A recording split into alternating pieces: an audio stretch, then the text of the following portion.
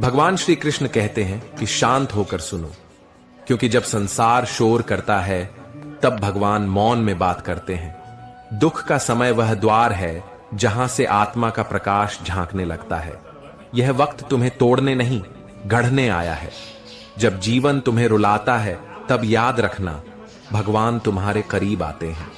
यह संसार तभी तुम्हें पहचानता है जब तुम मुस्कुराते हो, लेकिन भगवान तब तुम्हें थामते हैं जब तुम टूट जाते हो।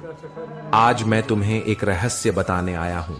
दुख में ही भाग्य चमकता है, और यह केवल शब्द नहीं है, यह श्री कृष्ण की उस गहराई से निकली हुई वाणी है जो अंधेरे में भी दीपक जलाती है।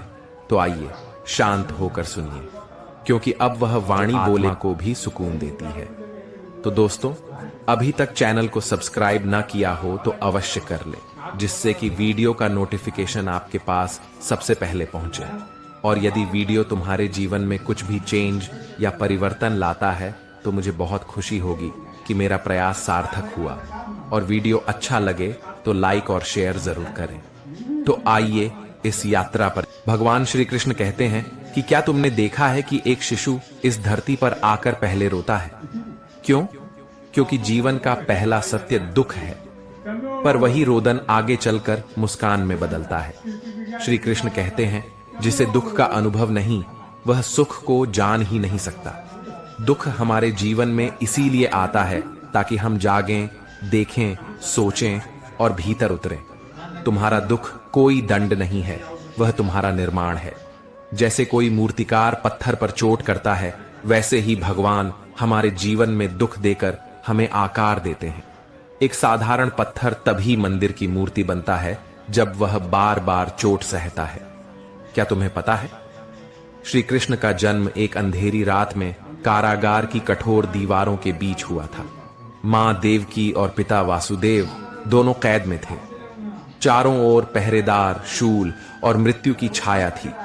उस नन्हे बालक के जन्म पर कोई उत्सव नहीं हुआ, कोई थाली नहीं बजी।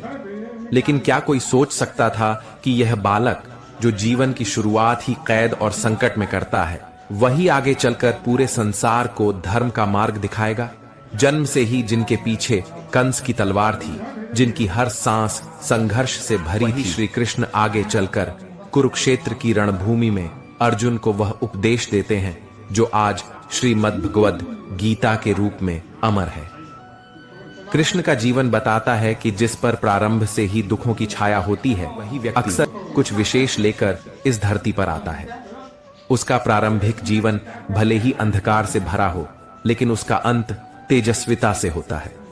जब तुम्हारे जीवन में दुख दस्तक दे तो घबराओ मत। जब चारों ओर अंधकार हो तो समझो कि वह प्रभु की योजना है। शायद तुम किसी महान कार्य के लिए तैयार किए जा रहे हो। शायद तुम्हारा वर्तमान भले ही जेल हो, लेकिन तुम्हारा भविष्य गीता है। श्री कृष्ण की तरह तुम्हारे जीवन में भी अंधेरे के बाद प्रकाश आएगा। तुम्हारे आंसू व्यर्थ नहीं जा रहे, वे तुम्हारे भाग्य की भूमि को सींच रहे हैं। धैर्य रखो, विश्वास रखो, क्योंकि जिस व्यक्ति का प्रारंभ दुखों से होता है, उसका अंत अक्सर विश्व को प्रेरणा देने वाला होता है। जब अपनों की बातें छुरी बनकर चुभें, जब आंसू रुके नहीं और सांसें भारी लगें, तो बस आंखें बंद करो और धीरे से पुकारो, हे माधव, अब तू ही है, अब तेरे सिवा कोई नहीं। वो पुकार कोई साधारण शब्द नहीं होते, वो उस आत्मा की पुकार होती है जो दुनिया से हार कर ईश्वर की शरण में जाती है। कृष्ण कहते हैं, जो मुझे दुख में याद करता है, मैं उसका हाथ कभी नहीं छोड़ता। जो मुझे नहीं भूलता, मैं उसकी पीड़ा को भी अपना बना लेता हूं। दुख एक दरवाजा है जो हमें संसार से हटाकर प्रभु की गोद में लाता है। वो स्थान जहां कोई शोर नहीं होता, बस शांति होती है, कृष्ण की उपस्थिति होती है। जब कोई हमें समझ नहीं पाता, तब कृष्ण हमारे भावों को पढ़ते हैं। जब कोई हमारी सुनवाई नहीं करता, तब कृष्ण बिना कहे सब सुन लेते हैं। जब सब साथ छोड़ देते हैं, तब कृष्ण सखा बनकर पास बैठते हैं। श्री कृष्ण सिर्फ एक नाम नहीं, वो अनुभव है, एक ऐसा अनुभव